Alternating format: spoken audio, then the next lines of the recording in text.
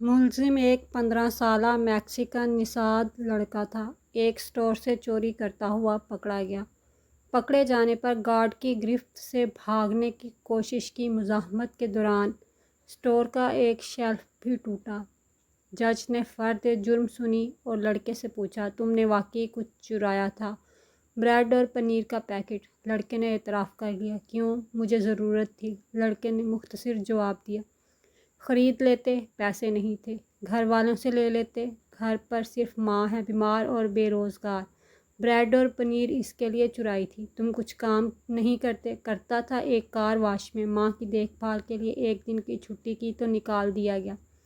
تم کسی سے مدد مانگ لیتے؟ صبح سے مانگ رہا تھا، کسی نے ہیلپ نہیں کی۔ جرح ختم ہوئی اور جج نے فیصلہ سنانا شروع کر دیا۔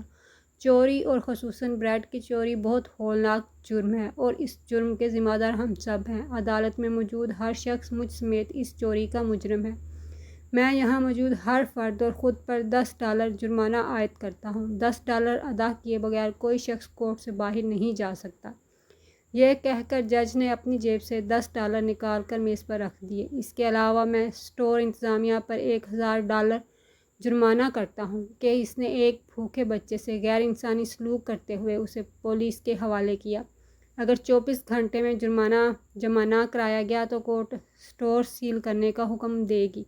فیصلے کے آخری ریمارک یہ تھے، اسٹور انتظامیہ اور حاضرین پر جرمانے کی رقم لڑکے کو ادا کرتے ہوئے عدالت اس سے معافی طلب کرتی ہے۔ فیصلہ سننے کے بعد حاضرین تو اشکبار تھے ہی، اس لڑکے کی تو گویا ہچکیاں بندھ گئی تھیں اور وہ بار بار جج کو گاڈ گاڈ کہہ کر پکار رہا تھا۔